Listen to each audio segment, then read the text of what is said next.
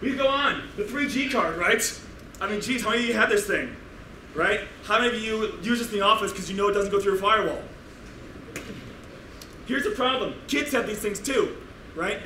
This is not something that like we can only have because we're smart IT professionals, but like real people can't use. Like regular end user Muppet employees know how to do this stuff too. And what they do there,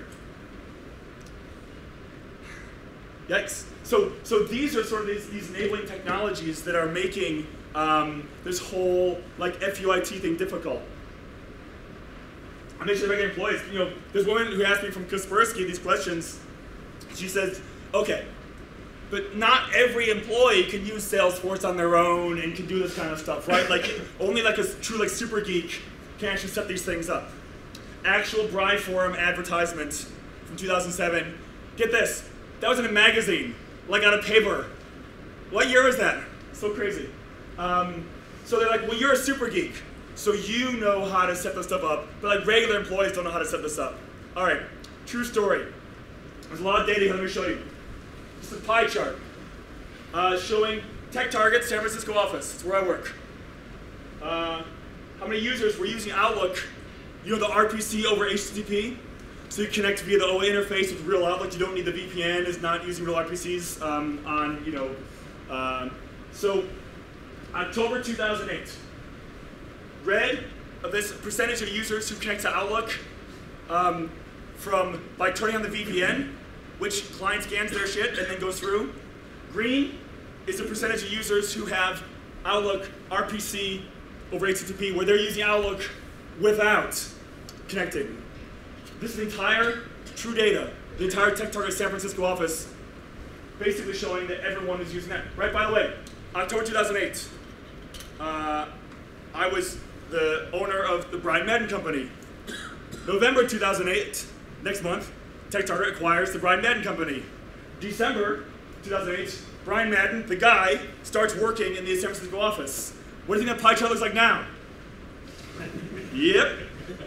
And the thing is, because everyone bitches about the VPN, and you only use the VPN like for email. If you only need the VPN for email, and I hear them cursing, like I live in cubicle end user land now, right?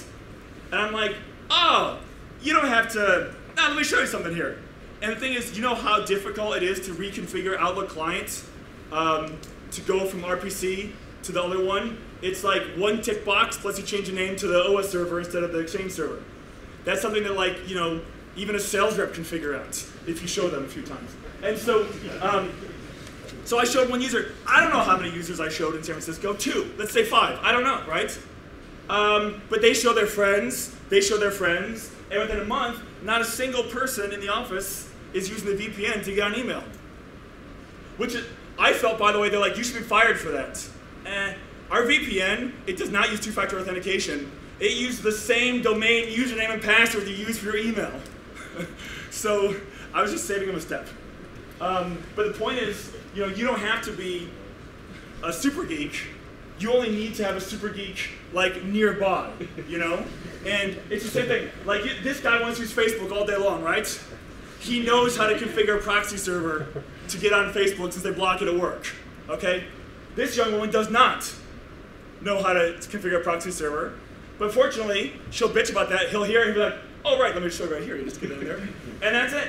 And it happens everywhere. So it only needs like one user to kind of infect, and then it plays on forward, and then it grows exponentially.